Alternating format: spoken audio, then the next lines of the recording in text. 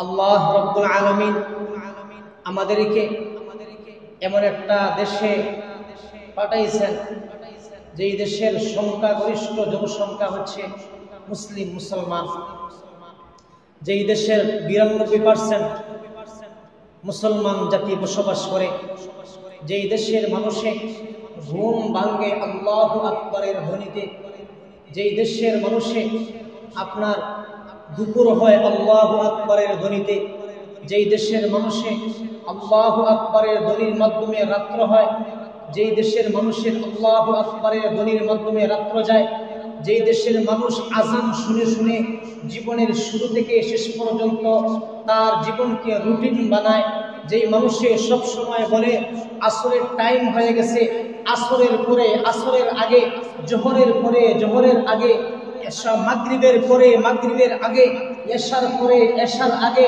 ফজরের আগে ফজরের পরে, এরকম টাইম মেনটেন করে চলে যেই দেশ, সেই দেশের নাম হচ্ছে বাংলাদেশ। নাম কি? বাংলাদেশ আমাদের জন্মভূমি, মাতৃভূমি। আল্লাহ রাব্বুল আলামিন আমাদেরকে এই দেশে আমাদেরকে পাঠাইছেন, এই জন্য খুশি না বেজার? আলহামদুলিল্লাহ, আল্লাহ রাব্বুল আলামিন লক্ষ কোটি শুকরিয়া। আমরা সুন্দরভাবে সুন্দর সিস্টেমে ইবাদত বন্দেগী করতে পারি, আলহামদুলিল্লাহ। এখন পারতেছি, কোনো এক সময় পারতাম না। একটা সময় এমন ছিল আপনি নির্দ্বিধায় ইবাদত বন্দেগী করতে পারতেন না। আপনার রমজান মাসে ইতিকাফে বসছে, তো ইতিকাফ থেকে ধরে নিয়ে গেছে, ইতিকাফ থেকে মিথ্যা মামলা দিয়ে আলিম উলামাদেরকে ধরে নিয়ে গেছে। আপনি সাহরি খাইতেছেন, ইফতার খাইতেছেন, খানার মধ্যখান থেকে ধরে নিয়ে গেছে। আপনি যে একটা ভোগ্যতা জুড়ে বলবেন এরকম ক্যাপাসিটি ছিল না। আপনি যে সুন্দর পথে চলবেন, আপনি যে মানুষের কথা বলবেন, মানবতার কথা বলবেন, সিস্টেমটা এরকম ছিল না। আপনি নির্দ্বিধায় নির্বিঘ্নে আপনি যে কোরআন হাদিসের মাহফিল করবেন, তাফসীর মাহফিল করবেন, এরকম সিস্টেম আগে ছিল না। আপনার অনুমতি নিতে হইতো, এমন সময় হইতো বক্তার সামন থেকে, আলিম উলামাদের সামন থেকে মাইক কেড়ে নেওয়া হইতো। একটা সময় আমরা পার করছি। শুধু তাই না, জন্মের 7 দিনের মাথায়, 14 দিনের মাথায়, জন্মের 1 বৎসর পরে, জন্মের 5 বৎসর পরে 7 বৎসরের শিশুকেও জীবন দিতে হইল মুসলমান দেশে। 7 দিনের বাচ্চা কি দোষ করেছিল? 14 দিনের বাচ্চা কি দোষ করেছিল? 5 বৎসরের বাচ্চা কি দোষ করেছিল? 3 বৎসরের বাচ্চা কি দোষ করেছিল? যদি মানুষের নামাজ রোজা ঠিক ভাবে করত, কলেজ ভার্সিটির যদি কোনো ভাই বোন ঠিক ভাবে নামাজ রোজা পাবন্দি করত, তাদেরকে এমন অবস্থায় অধিকাংশ সময়ে তাদেরকে জঙ্গি সাজিয়ে আটক করা হইত। আল্লাহ রাব্বুল আলামিন শুকরিয়া, আল্লাহ আমাদেরকে এরকম স্বৈর শাসক থেকে আমাদেরকে মুক্তি দিয়েছেন। কেন? আমরা এক সময় এমন সময় পার করছি, নবীর ইজ্জত নিয়ে কাফের বেঈমানরা টানাটানি করত, নবীকে বাজে মারাত্মক পর্যায়ে গালি দিত। বিশাল জনসমাবেশ, মেন রাস্তা বন্ধ করে, হাইওয়ে রোড বন্ধ করে, রোডের মধ্যখানে নারী পুরুষ একাকার হয়ে রাসূলকে নিয়ে মারাত্মক পর্যায়ের খবিসি গালাগালি করত, আল্লাহকে গালাগালি করত। যখন দেশের তৌহিদি জনতা, মুসলিম জাতি তাদের বিরুদ্ধে ঐক্যবদ্ধভাবে দাঁড়িয়ে গিয়েছিল, কেন? এই দেশের ক্ষমতা ছিনিয়ে নেওয়ার জন্য নয়, রাসূলের ভালোবাসায়, আল্লাহর ভালোবাসায়। কিন্তু তাদের উপরে নির্দ্বিধায় নির্বিঘ্নে সন্ত্রাসী কায়দায় 1,65,000 গুলি করা হইল। এক রাত্রিতে 1,65,000 গুলি তাদের প্রতি ছোড়া হইল। এবং কি বলা হইল যে না তাদের কাউকে মারা হয় নাই, তারা লাল রং মেখে তারা নাকি শুয়ে পড়ছে। 1,65,000 বুলেট মারা হইল, টিয়ার সেল মারা হইল। 5 থেকে 10 থেকে 15-20 হাজার বাহিনী, যৌথ বাহিনী দিয়ে আক্রমণ করা হইল। কাদের উপরে? এই দেশের মুসলমানদের উপরে, এই দেশের আলিম উলামাদের উপরে, এই দেশের তাওহীদওয়ালা যারা আল্লাহকে এক বলে বিশ্বাস করে, যারা রাসূলকে ভালোবাসে, তাদের প্রতি গুলি করা হয়েছিল। কেন? কোন দুঃখে? মুসলমান কি এই দেশে বাড়িয়ে থাকতো? আফসোস, শুধু তাই না, এই দেশটাকে আজ থেকে প্রায় 15 বছর আগে, 15-16 বছর আগে পঙ্গু করা হয়েছিল। বিডিআর বিদ্রোহের নামে 57 জন সেনা সদস্য, বর্তমান সময়ে রিপোর্ট হইল 73 জন সেনা সদস্যকে হত্যা করা হয়েছিল, শহীদ করা হয়েছিল। আমরা জানতাম 57 জন, বর্তমান রিপোর্টে কি বলে 73 জন। দেশ শেষ। স্বৈরাচারী শাসক দুনিয়ার শুরু থেকে কিয়ামত পর্যন্ত যারাই আসবে, তাদের পরিণতি কি ছিল, কি আছে, কি থাকবে, জালিমদের দেখে নেওয়া উচিত, বোঝা উচিত। কিন্তু দুঃখের বিষয়, কয়েকটা হত্যাকাণ্ড হইল, দেশকে পঙ্গু করা হইল সেনাবাহিনী হত্যা করে, মুসলমানকে পাখির মতো গুলি করে মারা হইল হাজারে হাজার। এমনকি তাদের নাম ঠিকানা পর্যন্ত প্রকাশ করতে দেয় নাই। কে কে শহীদ হয়েছে, কত হাজার শহীদ হয়েছে, নাম ঠিকানা পর্যন্ত শহীদ কি প্রকাশ করতে দেয় নাই। এত জুলুম অত্যাচার ছিল। আপনি বলবেন যে আমি মুসলমান, সিস্টেম ছিল না। আপনি বলবেন যে আমি মুসলমান, নামাজি, দাড়ি কেটে ফেলতো। আপনি হিজাব নিয়ে কলেজ ভার্সিটিতে যাবেন, সিস্টেম ছিল না। কানে টেনে টেনে হিজাব করে ফেলতো, এমন অবস্থা ছিল। মুসলমানের দেশে, 92% মুসলমানের দেশে এই অবস্থা ছিল আমাদের। যাক, আল্লাহ রাব্বুল আলামিন মুসলমানদের চোখের পানি, মুসলমানদের রক্ত, মুসলমানদের ঘাম কখনো বৃথা দেন না। যেই দেশে, যেই জমিনে মুসলমানদের রক্ত ঝরে, যেই জমিনে মুসলমানদের ঘাম ঝরে, যেই দেশে ইসলামের জন্য, মুসলমানদের জন্য, দেশের জন্য মানুষের চক্ষুর পানি ঝরে, সেই দেশে জালিমরা বেশি দিন টিকে থাকতে পারে না। আরে ফেরাউন তো 400 বছর ছিল, কোনদিন তার একটা সর্দি কি ছিল না, জ্বর কাশি সর্দি পর্যন্ত ছিল না, সেও ধ্বংস হয়েছে। যেই নমরুদ বলছিল আমি সবচেয়ে বড় খোদা, সারা পৃথিবী যেই নমরুদ শাসন করেছিল, তাকেও যাইতে হয়েছে। এমনই ভাবে সাদ্দাত নামের কট্টর কাফির দুনিয়াতে বেহেশত বানিয়েছিল, সেও দুনিয়াতে থাকে নাই। এইরকম ভাবে এরপরে যত স্বৈরাচারী শাসকরা ছিল, কেউ দুনিয়াতে থাকে নাই। প্রত্যেকের শেষ বিদায়, প্রত্যেকের শেষ ছিল মারাত্মক পর্যায়ে ঘৃণিত, অপমানিত এবং লাঞ্ছিত। নির্বিচারে গুলি করার পরেও, মানুষ হত্যা করার পরেও, দর্শনী প্রিজিং করার পরেও, মসজিদের ভিতরে জুতা নিয়ে ঢুকে ঢুকে মুসলমানদেরকে গুলি করে শহীদ করা হয়েছিল, কোরআন শরীফকে পুড়িয়ে দিয়েছিল। আমরা কি ভুলে গেছি নাকি এই সমস্ত কথা? ভুলে গেছে এটা? হায় রে হায়, মসজিদের মিম্বরে বসে হক কথা বলা খুব কষ্ট ছিল। মামলা, আমার নামে 2টা মামলা ছিল। আমি নাকি রাষ্ট্রদ্রোহী আলোচনা করছি, নাউযুবিল্লাহ, আস্তাগফিরুল্লাহ। আফসোস, কিন্তু একচেটিয়া এক ধরনের দালাল এখনো আছে, যারা তাদেরকে স্বৈরাচার, সন্ত্রাস বলতে তারা ভয় পায়, তাদেরকে নিষিদ্ধ করতে ভয় পায়। গত রাত থেকে আন্দোলন চলছে, চলবে, চলতেই থাকবে।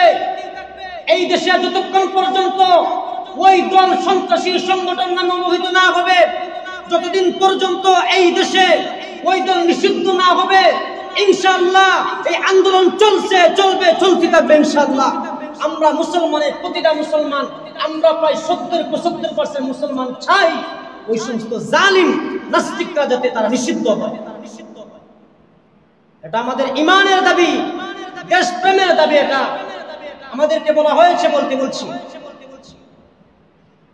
মুআজ্জাজ হাজিরিন, হুব্বুল ওয়াতানি মাআল ঈমান, দেশকে ভালোবাসা, জন্মস্থানকে ভালোবাসা ঈমানের অংশ। মুমিন হতে আপনি পারবেন না যদি আপনার দেশকে ভালো না বাসেন। দালালি করেন আরেক দেশের নিয়ে, আরেক দেশের দালালি করেন, আবার দাবি করেন বাংলাদেশি, দাবি করেন আমি ইন্ডিয়ানি, দাবি করেন পাকিস্তানি। যে দেশের আপনি হন না কেন, আপনি যেই দেশেই থাকেন ওই দেশকে ভালোবাসতে হবে। বর্তমানে পাকিস্তান এবং ভারতে যুদ্ধ চলছে না? ওরে বাপ রে বাপ, কি আক্রমণ! এক এক দেশে অস্ত্র মারে, বিভিন্ন গোলাবারুদ মারতেছে। তবে ক্ষতিটা বেশি হইতেছে ভারতের। যদিও তারা অস্বীকার করে তাদের দেশের নিউজ চ্যানেলে বলতেছে না না আমাদের বিজয়, আমরা খুব ভালো আছি, আমরা খুব পাওয়ারফুল অবস্থায় আছি। আসলে তা নয়। গতকালও পাকিস্তানের আর্মিরা ভারতের 50 জনকে জাহান্নামে পাঠাইছে। তো ভারতের উলামায়ে কেরাম যারা আছেন তারা বলছেন ভারত পাকিস্তানের যুদ্ধের মধ্যে আমরা ভারতের পক্ষে। এটা বলা জরুরি, বলবেন তো, তার দেশ না এটা, তাদের দেশ ভারত, তার জন্ম লাভ করেছেন ভারতে, তা তো বলবেই। কিছু কিছু মানুষ তাদেরকে নিয়ে টিটকারি মরে মন্তব্য হয়, মুসলমান হওয়ার পরেও সে ভারতকে সাপোর্ট করে। আরে ভাই, ওই সমস্ত উলামায়ে কেরাম যদি বলেন যে না আমরা পাকিস্তানের পক্ষে, 30 কোটি মুসলমানকে জিন্দা রাখবে না ওই সমস্ত কাফেররা। যদি ভারতের মুসলমান আলিম উলামারা বলে আমরা আজকে পাকিস্তানের পক্ষে আছি, তাহলে ওই যে নরেন্দ্র মোদী এবং তার বাহিনী, সন্ত্রাসী বাহিনী যারা, তারা মুসলমানদেরকে সমূলে ধ্বংস করে দিবে, জেল জুলুম, তাদেরকে আপনার শিক্ষা প্রতিষ্ঠান, মসজিদ মাদ্রাসা ধ্বংস করে দিবে। এটা ওনারা বুঝে না। হুব্বুল ওয়াতানি মাআল ঈমান, দেশকে ভালোবাসা ঈমানের অংশ। আর মুখে মুখে বলে আমি দেশপ্রেম, ভালোবাসে অন্য কাউকে ভালোবাসো, তুমি পরিপূর্ণ মুমিন হতে পারো নাই, মুসলমান হতে পারো নাই। প্রাসঙ্গিক আলোচনা করেছি। বাংলাদেশী হিসাবে দায়িত্ব, এই দেশের নাগরিক হিসেবে দায়িত্ব, এই দেশের ভাড়াটিয়া মানুষ আমরা নই। আমরা এই দেশকে আমরাই চালাই, আমাদের ট্যাক্সের টাকায় দেশ চলে, আমাদের ট্যাক্সের টাকায় তারা বেতন পায়, আমাদের ট্যাক্সের টাকায় রোডঘাট হয়, আমাদের ট্যাক্সের টাকায় বিমান কিনা হয়, আমাদের ট্যাক্সের টাকায় কি হয়, আপনার হেলিকপ্টার কিনা হয়, বন্দুক কিনা হয়, গুলি কিনা হয়, বোমা কিনা হয়, আমাদের ট্যাক্সের টাকায় যুদ্ধ বিমান কেনা হয়, আমাদের ট্যাক্সের টাকায় সবকিছুই হয়। সুতরাং আমাদের টাকা দিয়ে, আমাদের অস্ত্র দিয়ে আমাদেরকে যেই দল গুলি করে, আমাদেরকে যেই দল ধ্বংস করে, ওই দলকে আমরা জীবনও সাপোর্ট করি না। মুসলমান যারা জীবনও সাপোর্ট করবে না, রাসূলের ইজ্জতের জন্য তারা মিছিল মিটিং করতে পারে নাই, নির্বিচারে গুলি। ভুলে গেছি এটা কি আমরা ভুলে গেছি? এটার বিচার কি এই জমিন একদিন হবে না? হবে ইনশাআল্লাহ, হবে। আল্লাহ রাব্বুল আলামিন আমাদের সমস্ত মুসলমানদেরকে সহিহ বুঝ দান করুন, আমিন। মুআজ্জাজ হাজির, বলছিলাম গত জুমায় আলোচনা হবে নবীদের জীবনী, নবীদের কাহিনী। শুরু করছিলাম হযরত আদম আলাইহিস সালাতু ওয়াস সালামের জীবন কাহিনী। আল্লাহ রাব্বুল আলামিন হযরতে আদম আলাইহিস সালাতু ওয়াস সালামকে নিজের হাতে বানাইছেন, কুদরতি হাতে বানাইছেন, বলছি না? আল্লাহ নিজের হাতে বানাইছেন। আদম আলাইহিস সালাতু ওয়াস সালামকে জমিনের উপরাংশের মাটি থেকে আল্লাহ রাব্বুল আলামিন বানিয়েছেন। তারপরে রূহ ফুঁক দিয়েছেন, আল্লাহ নিজেই ফুঁক দিয়েছেন।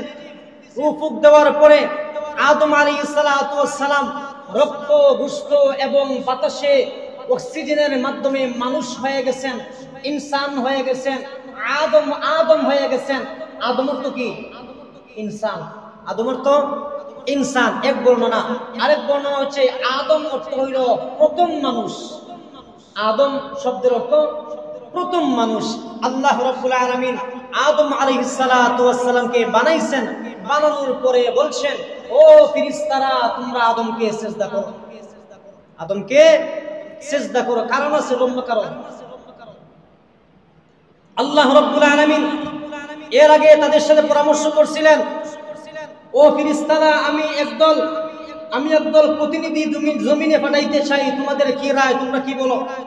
তারা বলছেন, আল্লাহ আপনি এমন কাউকে বানাইবেন যারা দুনিয়াতে হাঙ্গামা তাদেরকে রক্ত ফাসাদ করবে, মায়ের ফাসাদ করবে, রক্ত খুন খারাপি করবে, এমন কিছু বানাইতে চান।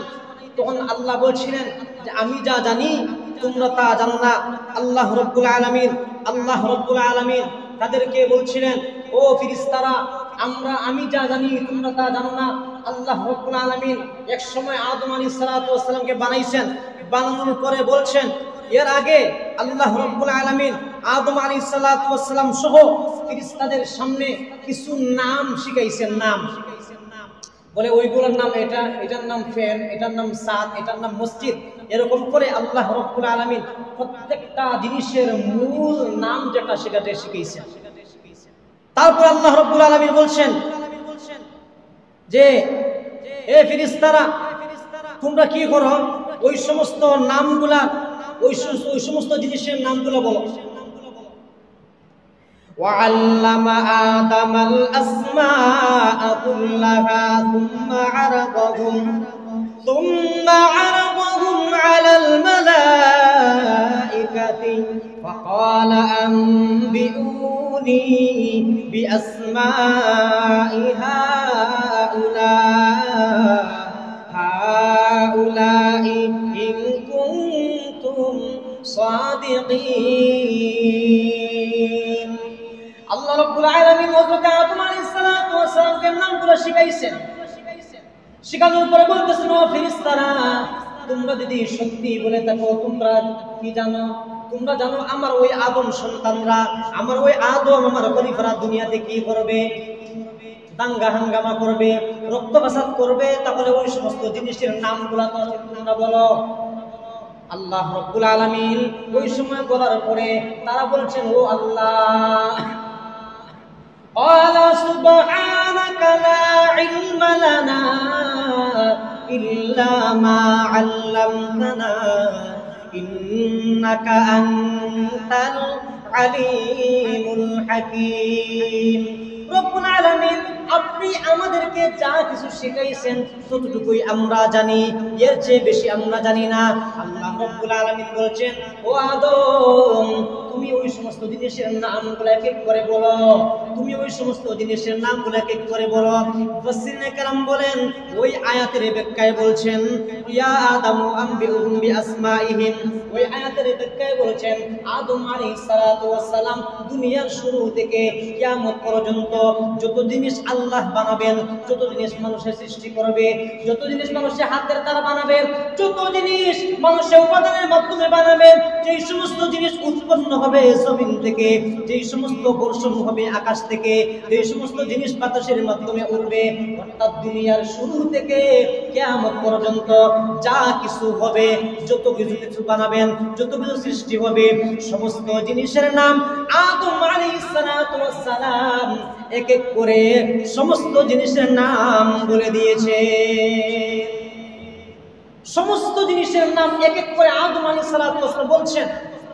আল্লাহ রাব্বুল আলামিন বলছেন, ও ফেরেশতারা, তোমরা কি করো? ওয়াইদ কুলনা লিল মালাইকাতি ইসজুদু লিআদম। ও ফেরেশতারা, তোমরা কি করো? আদম আলাইহিস সালাতু ওয়াস সালামকে সিজদা করো। কেন? তোমরা যেই জিনিসের নাম বলতে পারো নাই, যে সমস্ত জিনিসের নাম তোমরা বলতে পারো নাই, ওই জিনিসের জ্ঞান কিন্তু আদমের ছিল। আদম আলাইহিস সালাতু ওয়াস সালাম এক এক করে নাম বলে দিয়েছেন।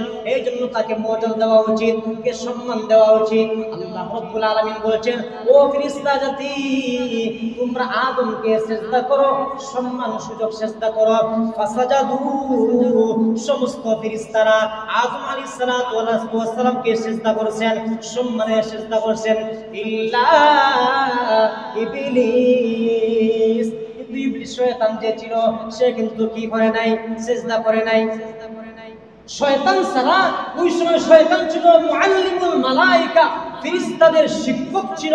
ওই সময় ফেরেশতাদের নেতা ছিল, শিক্ষক ছিল। কিন্তু সে বাদে সমস্ত ফেরেশতারা আদম আলাইহিস সালাতু ওয়াস সালামকে সিজদা করেছেন। সম্মান আল্লাহ বাড়িয়ে দিয়েছেন, সম্মান আল্লাহ বাড়িয়ে দিয়েছেন। কথা কি ক্লিয়ার বোঝা যায়নি? সম্মান আল্লাহ বাড়িয়ে দিয়েছেন, আদম আলাইহিস সালাতু ওয়াস সালামকে সম্মান দিয়েছেন। তারপরে বলছেন, ও ইবলিস, ও তুমি কেন সাজদা করো নাই? আল্লাহ বলছেন ওই ক্বালা ইয়া ইবলিস মা মানাআকা আন তাসজুদা লিমা খালাকতু বিয়াদাই আস্তাকবারতা আম কুনতা মিনাল আলিন। আল্লাহ রাব্বুল আলামিন বলছেন ও ইবলিস, যে আদমকে আমি নিজের হাতে বানাইলাম, আল্লাহ বলেন ইবলিস রে, ও শয়তান, আমি আদমকে নিজের হাতেই বানাইলাম, আমার কুদরতি হাতে আদমকে বানাইলাম, তুমি কেন আদমকে সিজদা করো নাই? তোমার কি তা ধারণা তুমি কি তা বড় সম্মানী হয়ে গেছো নাকি? তুমি কি অহংকারী হয়ে গেছো? ওই সময় শয়তানে বলে ওয়ালা আনা খায়রুম মিনহু খালাকাতানি মিন নারিন ওয়া খালাকাতাহু মিন তিন। এরপর আল্লাহ আদমকে সিজদা না করার কারণ হইল, আপনি না তাকে বানাইছেন মাটি দ্বারা, আমাকে বানাইছেন আগুন দ্বারা, আমাকে আপনি বানাইছেন আগুন দ্বারা। আগুন যদি নিচের দিকে ছাড়েন কোন দিকে যায়? উপর দিকে যায়। যত নিচে আপনি আগুনকে ছাড়বেন আগুন কিন্তু নিচের দিকে যাবে না। আগুনের খুসুসিয়ত হইল আগুন উপর দিকে উঠবে, আর মাটিকে আপনি যতই উপরে ডিল মারেন ইটা মারেন, আর মাটির কাজ কি? নিচের দিকে চলে আসা। ওই সময় ইবলিস বলে আল্লাহ আপনি আদমকে বানাইছেন মাটি দ্বারা, আমাকে বানাইছেন আগুন দ্বারা, নিয়ম তো ছিল আদমে আমাকে সিজদা করবে। আল্লাহ রাব্বুল আলামিন বলছেন উখরুজ ফাইন্নাকা রাজিম। আল্লাহ বলেন ও ইবলিস, তুমি বের হয়ে যাও ইন্নাহা, ওই জান্নাত থেকে বের হয়ে যাও। ফাইন্নাকা রাজিম, তুমি অভিশপ্ত, তুমি লাঞ্ছিত, তুমি আল্লাহর হুকুম মানো নাই, এই জন্য তুমি জান্নাত থেকে বের হয়ে যাও।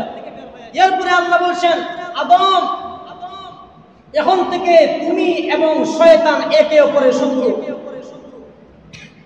তুমি তার কাছ থেকে দূরে সরিও। আদম আলাইহিস সালাতু ওয়াস সালাম আল্লাহ বানানোর পরে, সৃষ্টি করার পরে, জাম ফুক দেওয়ার পরে উনি আল্লাহ বলছেন ও আদম, তুমি জান্নাতে ঘোরাফেরা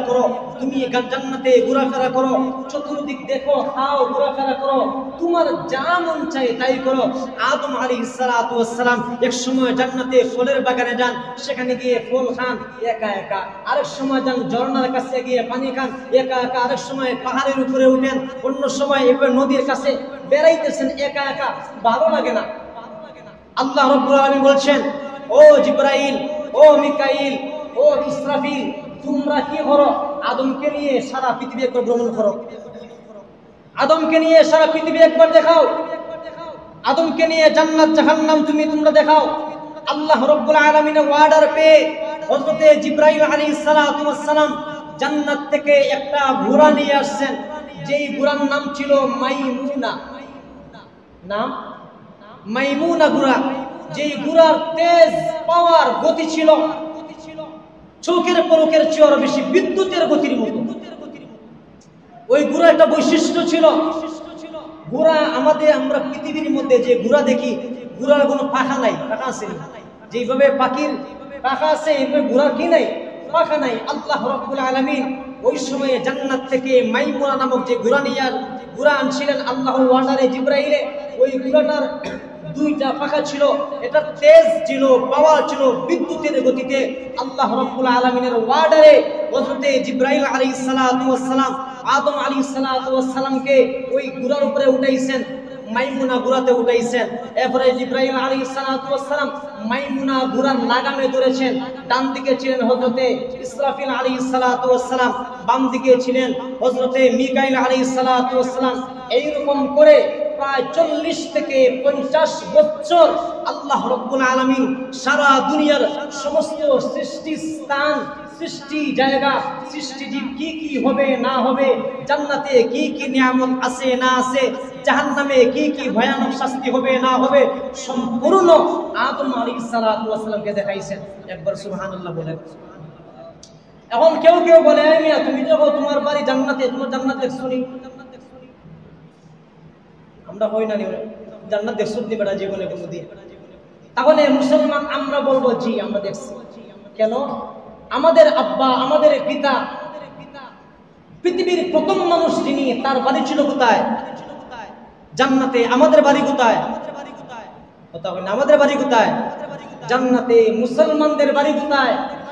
গত জুমাবারে বলছি, ইসলাম ধর্ম, ইসলাম দ্বীন কখন থেকে শুরু হয়েছে?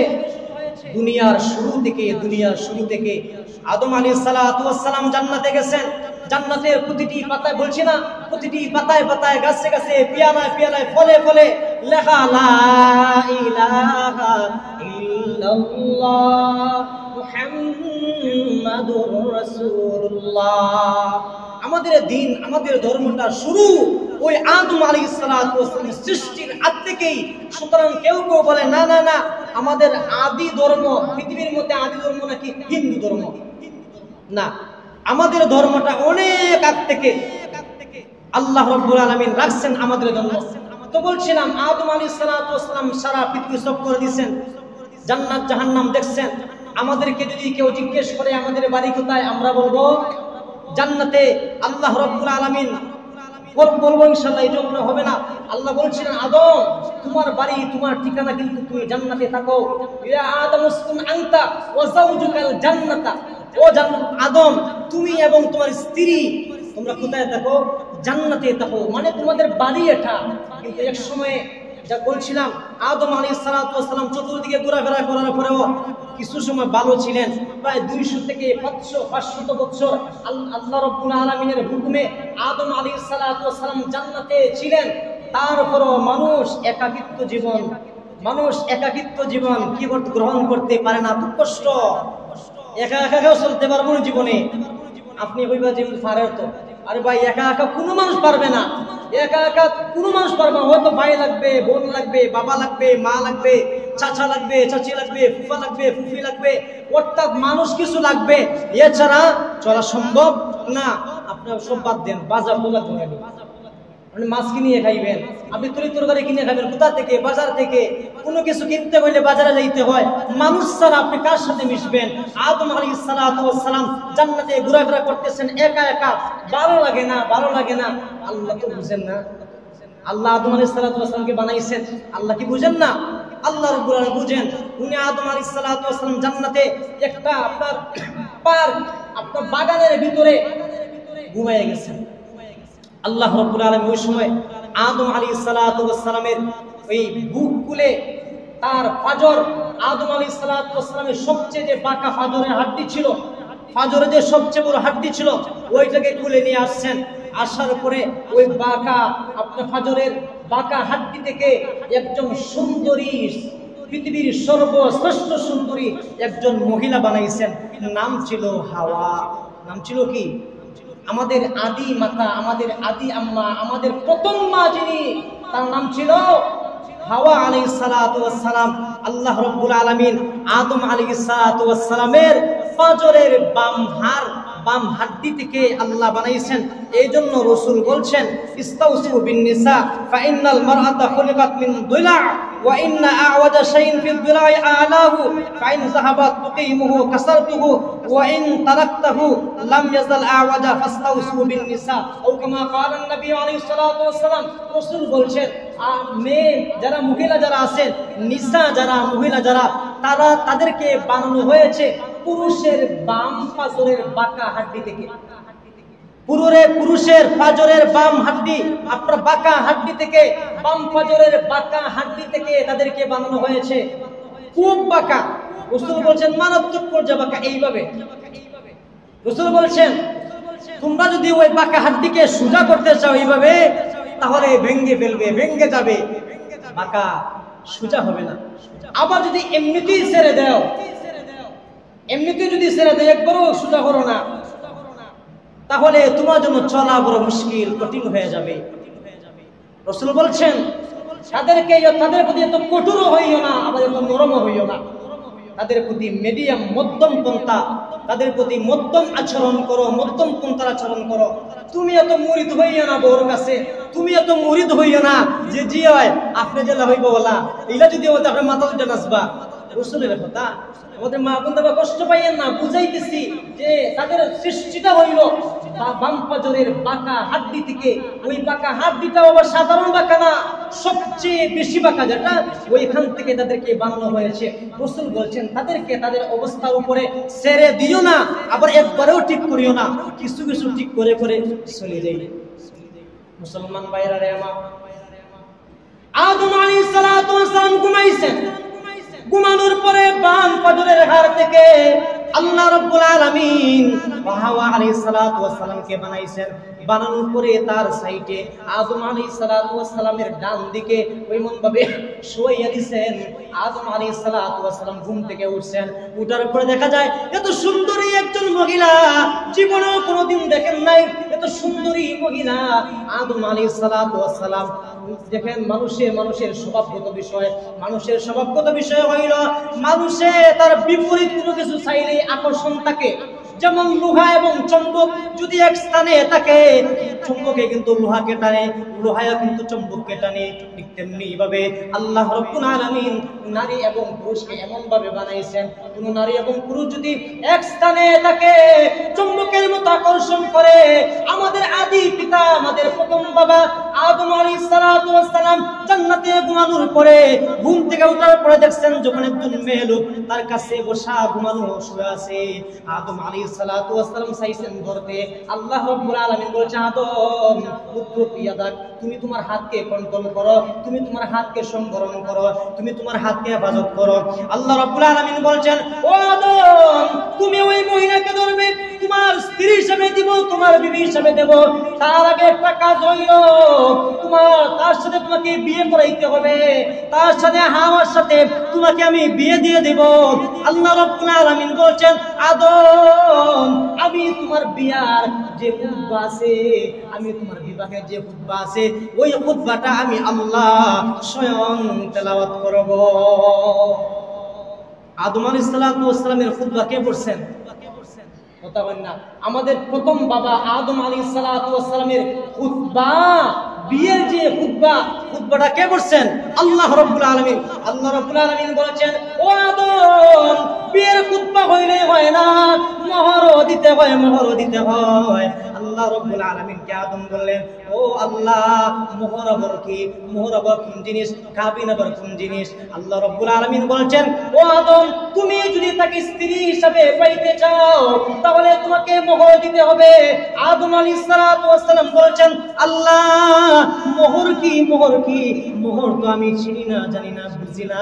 আল্লাহ রাব্বুল আলামিন বলছেন, আদম তুমি আমার বন্ধু, আমার খলিল, সাইয়্যিদুল মুরসালিন, রাহমাতাল লিল আলামিন, ইমামুল আম্বিয়া, ইমামুল মুরসালিন মুহাম্মদ আরবি সাল্লাল্লাহু আলাইহি ওয়াসাল্লামের উপরে 10 মর্তবা 10 বার দুরূদ শরীফ পাঠ করো।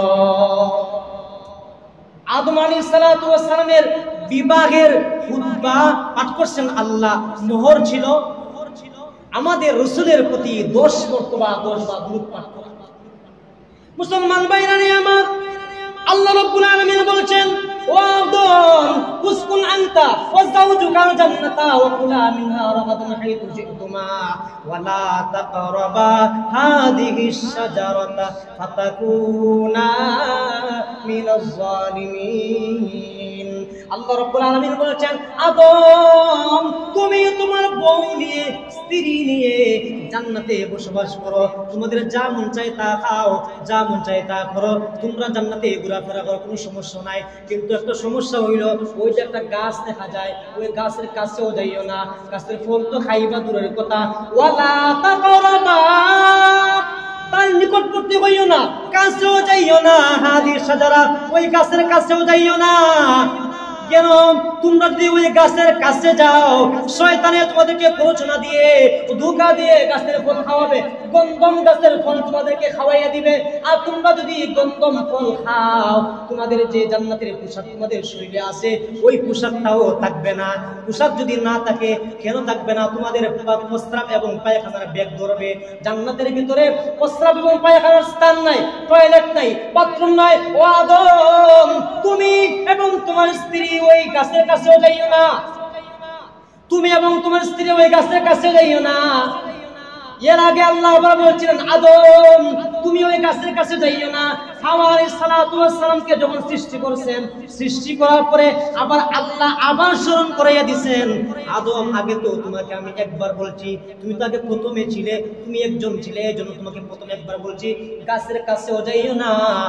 আবার বলতেছি তোমার বউ এখন আছে, তোমার বিবি আছে, তোমার স্ত্রী আছে, জানো নি কোনো সময় আমি আপনাদেরকে বলছি হাদিসের মধ্যে আছে মহিলাদের ষড়যন্ত্র মারাত্মক পর্যায়ে পর্যন্ত।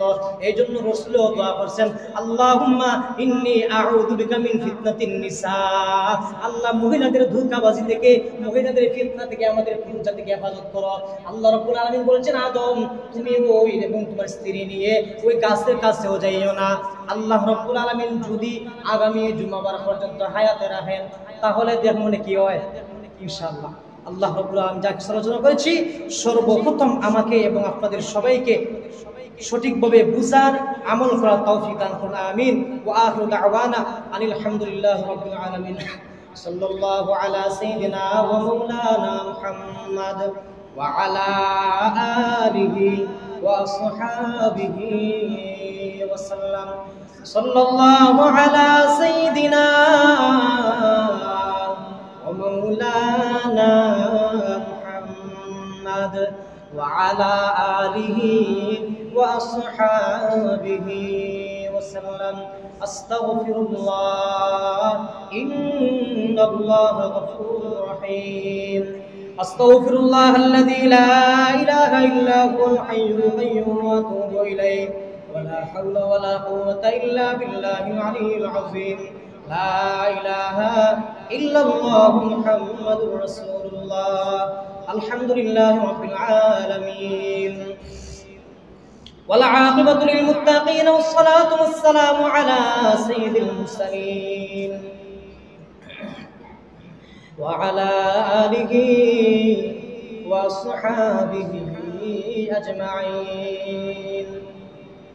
فلله الحمد رب السماوات ورب الأرض ورب العالمين، وله الكبرياء في السماوات والأرض وهو العزيز الحكيم. ربنا ظلمنا أنفسنا وإن لم تغفر لنا وترحمنا لنكونن من الخاسرين. ربنا فاغفر لنا ذنوبنا وكفر عنا سيئاتنا وتوفنا مع الأبرار. ربنا لا تزغ قلوبنا بعد إذ هديتنا وهب لنا من لدنك رحمة إنك أنت الوهاب.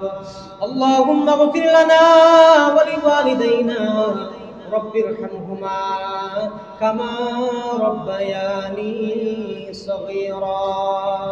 رب ارحمهما كما ربياني صغيرا. يا حي يا قيوم يا ذا الجلال والإكرام.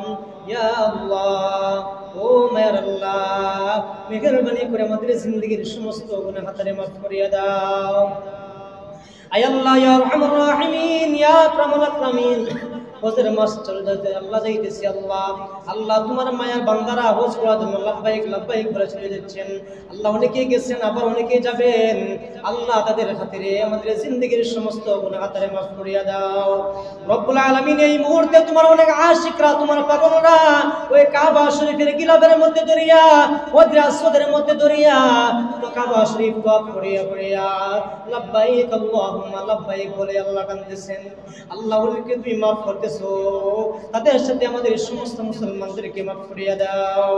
ও মায়ার আল্লাহ সারা পৃথিবীর সমস্ত জীবিত মুসলমানদেরকে একানে করিয়া দাও। সমস্ত জীবিত মুসলমানদেরকে মাফ করিয়া দাও। সমস্ত মুসলমানদেরকে পরিপূর্ণ দান ফরমাও। আল্লাহ সমস্ত মুসলমানদেরকে আল্লাহ তুমি পাক্কা সচ্চা নামাজি বানাও, মুত্তাকি বানাও, পরহেজগার বানাও। আমাদের সমস্ত মুর্দেগান মুসলমানদেরকে মাফ করিয়া দাও। আল্লাহ দুনিয়ার শুরু থেকে আজ পর্যন্ত যত মুমিন মুমিনাত কবরবাসী হয়ে গেছেন আল্লাহ সবাইরে মাফ করিয়া দাও। তাদেরকে মাফ করিয়া দিচ্ছেন, তাদের দরজা আরো বুলন্দ করিয়া দাও। আল্লাহ বিশ্বের সমস্ত বেমারি মুসলমানদেরকে তোমার দারুশ শিফা দিয়ে শিফা আনায়াত ফরমাও। আল্লাহ আমাদের সমস্ত অভাব তুমি দূর করিয়া দাও। আমাদের সমস্ত পেরেশানি তুমি দূর করিয়া দাও। আমাদের সমস্ত ঋণুলাদের ঋণ আদায় করার তৌফিক এনায়েত ফরমাও। আমাদের সমস্ত প্রবাসী ভাই বোনদের প্রতি রহমত করম ফরমাও। বিশ্বের সমস্ত মুসলিম মুসলমানদের প্রতি রহমত করম ফরমাও। ফিলিস্তিনের মুসলমানদেরকে সাহায্য নসরত ফরমাও। ভারতের মুসলমানদেরকে সাহায্য নসরত ফরমাও। আল্লাহ পাকিস্তানকে তুমি শক্তিশালী করিয়া দাও। সমস্ত কাফির বেঈমানদের বিরুদ্ধে মুসলমানদেরকে ঐক্যবদ্ধ হয়ে থাকার তৌফিক এনায়েত ফরমাও।